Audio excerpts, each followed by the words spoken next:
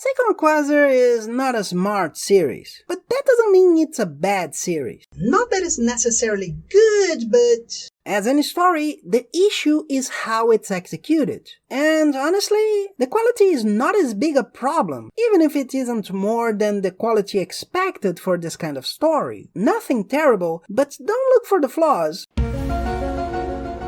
because they're very easy to find. But no, as we have controversial themes, this is what people focus on to talk about the series. In other words, think of the children! But yes, we have a lot to discuss here, but much more than just if it's H or H in full, or where Tomo's organs would be.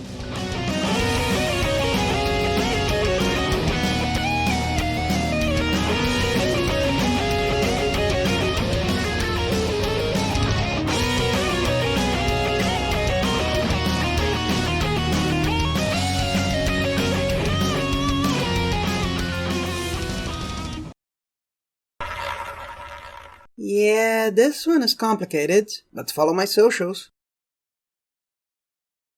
Hi beautiful people and welcome to another feeling around the dark room that is my mind. Seikon Qwaser is a pretty standard story, whose premise is something that raises a lot of controversy. But let's go slowly. However, before anything, and this is more than essential to the discussion here, none of us is incapable of criticizing, but a criticism is not just saying, I don't like it. If you don't have any intention of checking what makes sense or doesn't in this, liking it or not, this video isn't going to be useful. Please don't abuse the system to give me problems here. Nothing here breaks YouTube's rules. I made a separate video about how that's been done, and it continues being arbitrary and unproductive. To the ones who continue, oops! In this world, there's something hated by many and accepted by others. A high school. Oh, and secret organizations with people who have the power of controlling the elements to the point of simply creating weapons. Here, besides an aesthetic application of East European esoteric traditions, we have short skirts and big chests, while the heroes decide the fate of the world. Without skipping school, because that's much more important. In general, the series has very common tropes, like the hero that's almost completely silent, who has his feeling reawakened by who he is protecting, villains doing immoral things to show they're villains, and even the usual school stereotypes, and the always adorable SLS, stupid love syndrome. One of the things that gets the spotlight is that the characters have alchemic powers, using chemistry to make their weapons. And this feels at the same time quite shallow and inaccessible at the same time.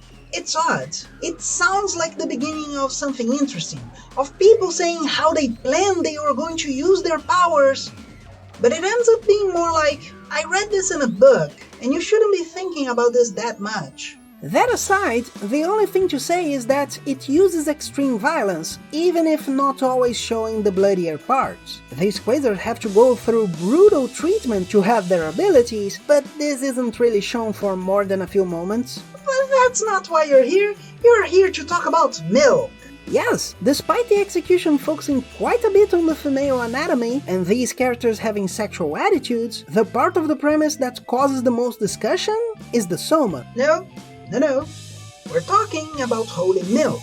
This miracle power of element manipulation, and it's the anime itself who implies the religiosity of it. Comes from the consumption of vital energy that concentrates in sacred milk from Marias or Magdalas. Not that the division between the two is exactly descriptive, but the implication is that a Maria provides soma and a Magdala is more of a servant. Because Teresa is only called Maria even though she's trying to fight, but Katja calls Hannah Magdalena from the start and treats her more like a servant. It might be just a matter of treatment, but in the sequel, Magdala would be used as the name of an ancient circuit, whatever the hell that is, so I have no idea. Aside from that use of lactation as an essential part of the story, we also have sadomasochism on top of the art's execution. And that in itself is far from being a problem. Nakedness and fighting go together for a good reason. The simplest way to make an audience think of a subject is showing something related to it. Particularly, what is being attempted is suggesting to the audience's mind the memory of pleasure and one's own physical prowess. And that far, it's only a 2.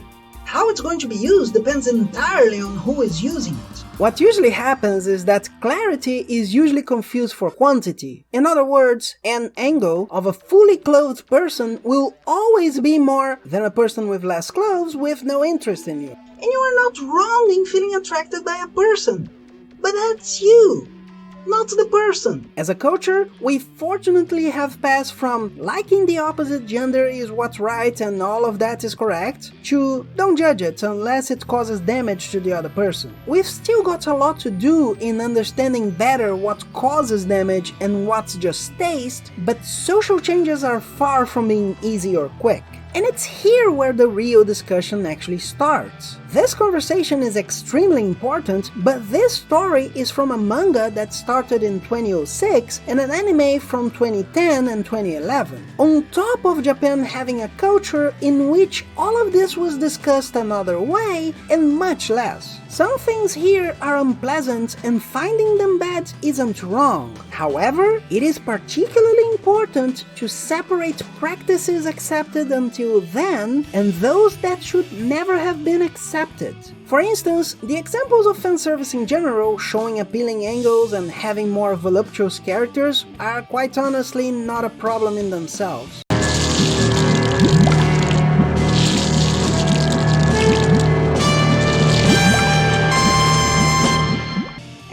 Ridiculous to pretend that those choices are not meant to please the ones who like these things. I mean, damn, they literally have an OVA where a cult says breasts are the center of the universe. Even though the imbalance of fanservice is an issue, I am not going to pretend the crusade against voluptuousness makes any sense. Never pretend a body type is better than another. Period.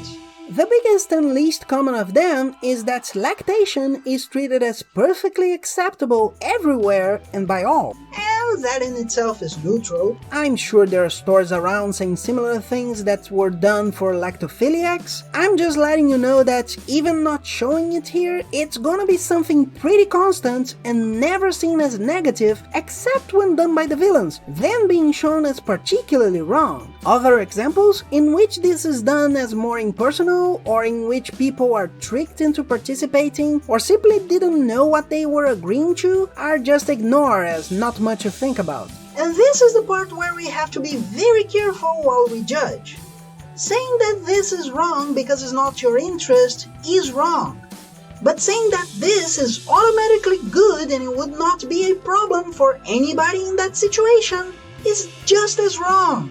The problem is when you get to the character issues themselves, and the ethics of how to treat characters is pretty complex morally speaking, but logically I have to say this. None of us can talk about how people should act if nobody is getting hurt. If you don't like it, and no real person is getting hurt, walk away. And especially, don't talk against the person, talk against the practice. If you show what you think is wrong, you might convince someone. Cursing does not help anyone besides yourself. But to the series itself. Cartoony but critical. We'll be back. We start with two girls who were praying before school, or to be accurate, one of them was remembering her adoptive father who disappeared, and the other was sleeping, then... And she goes on holding her head as if she had taken one of those motivational hits in a dojo, but then she falls holding her ass. So... And this is how they handle fanservice in general. If someone might like seeing it, let's suggest it might have happened. Even if they literally show that she was hit in the head, the sound effect is going to be ambiguous, so your imagination can take you there.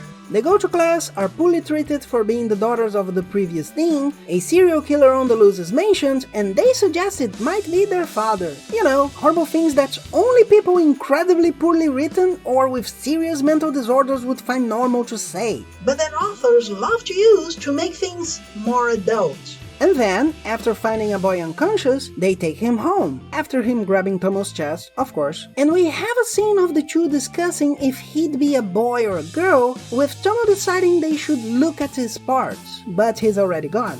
Meaning the old strategy of making everybody horrible so nothing looks horrible. Unfortunately, if you have the slightest clue of how people actually act, this is going to strain your suspension of disbelief quite a bit. When Mafuyu goes out to find him, she sees that the church is on fire, and we see that a woman in a cloak controlling magnesium is searching for something that her adoptive father would have hidden before disappearing, fastening Mafuyu to a wall with the intention of torturing her, but she's saved by the boy, who can manipulate iron. Since he's weak, however, a nun shows up to help him, in a scene that shows off her skill at fighting since she uses the fabric on her clothes to defend them. And it's really well done, both script-wise, as they had shown her as a quiet character who is a little active, as well as visually. The following part is also well executed visually, as well as others, except for the anime treating chess the same way Airplane does. So, if you like those scenes, I want to remind you of something I said when I reviewed Coal Black. You can like parts of something and still not like the rest. It's exactly what being a critical reader means. It's our obligation as adults. What follows is a scene in which the enemy drinks Soma from a ring, amplifying her attacks, which are basically useless because the boy and the nun dance amidst them without being hit. Until Lactophilia! An explosion. Everyone gets out of the building without issues, including the human with no powers, and the boy uses the cross atop the church to create a scythe he uses to defeat the enemy. K.O. To then be an idiot when Mafuyu thanks him for being saved. We pass by Sister Teresa being absent to be naked in bed, the hero is the transfer student, everyone wants to be friends with him and he doesn't care, breaking a table so the dumbass who suggested their father could be the murderer falls with her ass up in the air. And then he grabs Tomo's chest to finish saying, "It's dangerous to get close to him." And then it turns episodic, more than anything else. So let's go to the notable moment. From Mafuyu waking up from a dream in which he was being tortured to find her sister sipping on her, which culminates with her saying to go sip herself, and Tomo tries and is proud about being successful, until the end of the 12th episode, we have plenty to be discussed. On the second episode, the two have a friend that... Villain. No, they don't even put her in the first episode, so it's not exactly unexpected. That in the end makes herself the hostage, while the villain would be Tomo, who had her mind controlled and says very specific stuff about the two's relationship, but we never hear how she was controlled, or how Sasha knows that's the case. Oh, and the magnesium here is in an alloy stronger than iron, which she didn't use before because... you know. That's what I mean about the chemistry. It's quite interesting that there is this whole dynamic of how to use the elements. A group using more metals and the other using other elements more. But this isn't even something difficult to predict, since every Qwaser here knows chemistry. Maybe you can say that Sasha didn't have the maturity to think of that beforehand and was too proud, but why wouldn't they have trained for when they met a stronger element? Since this is the beginning of the story, maybe the villain is just dumb, but as we're going to see, she's far from being the only one, though her clothes are particularly ridiculous. And then, on the third episode, we have the arrival of Katja. Years ago when I first saw this, I ignored all of this. These are not real children, and more importantly, they are not written as real children.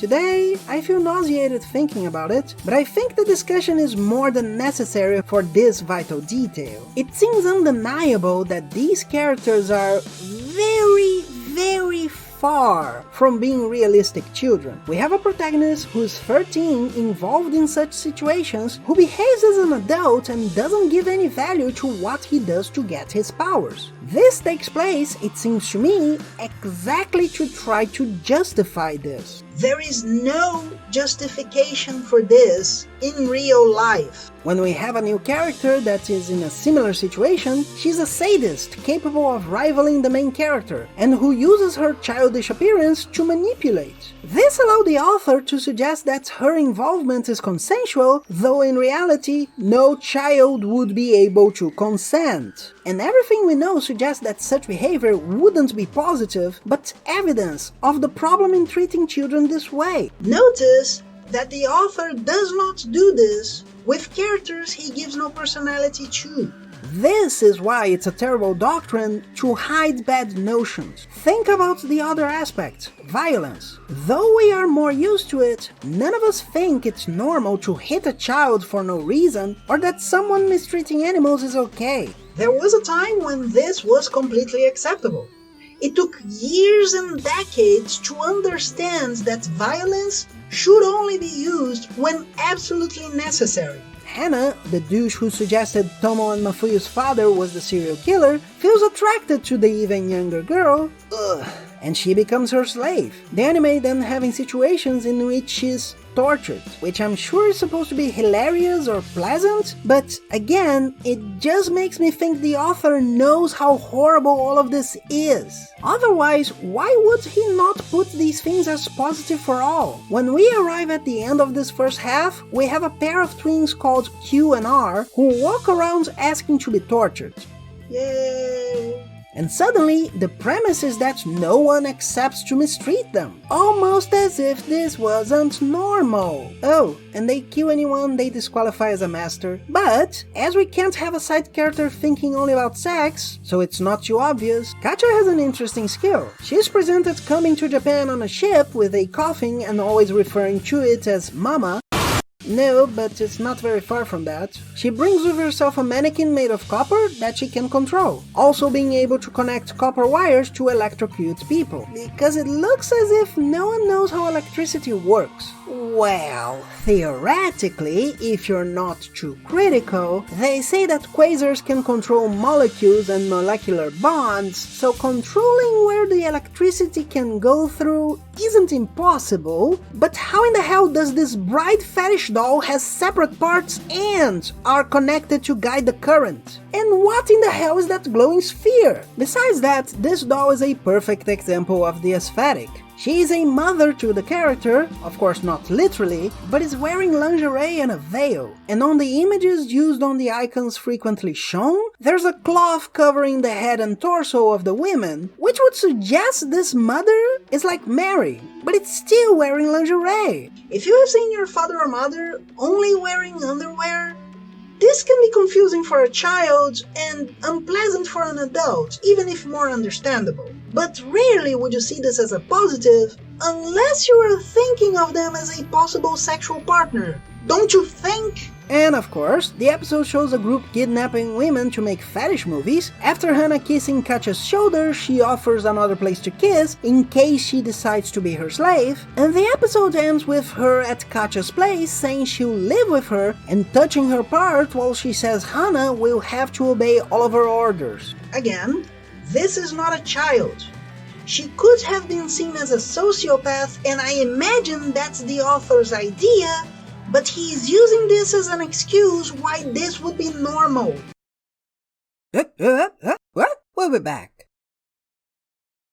We pass an episode which says Teresa is actually a survivor of a terrorist attack to her orphanage, and she starts behaving more like a normal person after her partner demonstrates he accepts her and he defeats the terrorist at hand, the chlorine Qwaser, and the mid-season, a climax to keep the audience,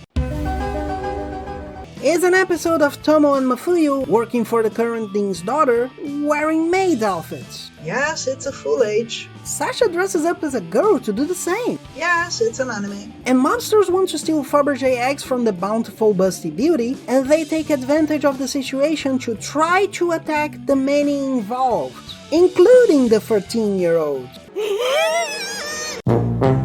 Anyways, the reason they were working for the memory multimillionaire is because Mafuyu thought she might find something in her family's villa, where they find a picture of the two sisters the following episode, after the two meeting 3 dull Qwasers to introduce another Qwaser who was in the enemy group, but now keeps away and trains a girl who is confused for a boy. Not that she looks it. Oh, and they have a bathing in the river scene, and this new girl uses Richie Rich's hump for fuel. Of course, a beach episode would be so much better. But if you were expecting a climax because it's the 6th episode and all, I'm sorry.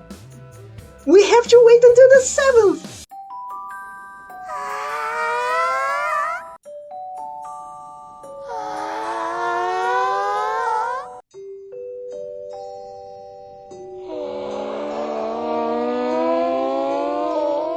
Yes, Manatiti. And no, it's not as if a sea cow went into a specific position to breastfeed. They decided to humanize a manatee, placing it on this position and showing the sisters fascinated by the galactic miracle of memory glands. Boobs really are the center of your universe, aren't they? And if so, are you planning to move to India? You understand that Corona-chan isn't actually idolatry for the virus, right? There's a difference between liking something and thinking it's the key to all alchemy. Or did you play Hunting Ground and think the Azov was on Fiona's bosom? Not that one. Back to the usual backdrop on the next episode, this and the following introduce an interesting enemy, a Qwaser that controls oxygen. Of course, being an anime, they have to show something quite dumb and horrible at the same time, Hannah being the leader of a gang. Of course, after a scene of Angel and Devil on the shoulders, while she's deciding if she prefers to stay with her gang or go to Katya's. Then being kidnapped by the villain while Teresa watched, Katya getting a video Eu sou o homem baixo e não dá pra ver direito. Of him using her as a slave and going to save her, being saved by her slave while Teresa uses a special arrow against the enemy but is captured. Oh, and a girl might want to declare her love for Sasha, Who is only 13th, it's worth noticing. but is actually the Qwaser's sister. She says she wants them to defeat her brother. Hana takes Katya to the main characters, they go find the oxygen user, which can rust Sasha's weapon. But fighting, they find out the truth. The ritual to make a Qwaser, which forced her to be his Maria, ended with the brother dead and the sister with double personality. And between us, if it weren't for the horrible implications, this could have been interesting. A villain who is a victim of a horrible organization and sees herself stuck in her own mind, which at the same time makes an evil version of itself for feeling guilty for the accidental death. But, of course, what matters is that Sasha was able to make a sword that can't be corroded, and that he didn't kill her immediately, letting Katya finish the job, so we can pretend he's still pure. Despite treating people like objects all the time. Meanwhile, they also put the former adept in the school as a history teacher. There's a scene of breast modes when Mafuyu can't close her bra, also giving some focus to the class representative. Which at least had been established before as being bullied by the dean's daughter and Hana. Too bad they are going to use this in the worst possible way. Yes, I know I have already said that. We pass by an episode with a Qwaser Spike Spiegel, who's clumsy and is shown as virtuous despite literally being there to kidnap Tomo and cutting her clothes to leave her naked. But what? He thought about marrying her? All forgiven. Besides the OVA, in which a quote says exercise and lactation are the key to a good life. To then get to the last story we'll discuss in this video, in which the Mercury Girls kill anyone who doesn't want to torture them, and there's a whole dynamic in which her Qwaser decides to use the class rep as her Magdala because she would be the queen, while the anime suggests that Katya would have been born to be said queen. Maybe trying to emulate Anastasia? But without any bats deserving of a sequel where they go to Africa to be worshipped by Jim Carrey or something. Did you like it? 'Cause we'll be back.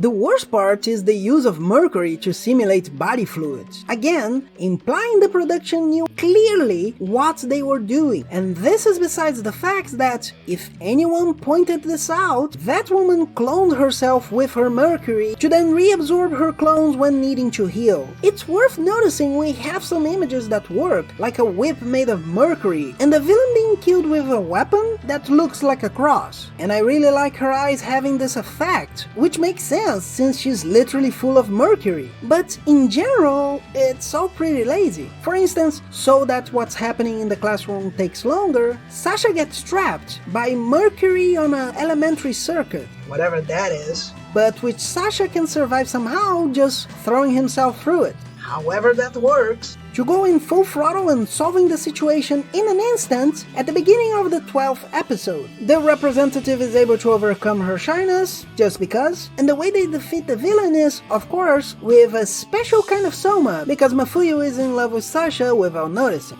Stupid love syndrome. And using her soma gives him level 4 powers. Whatever that is.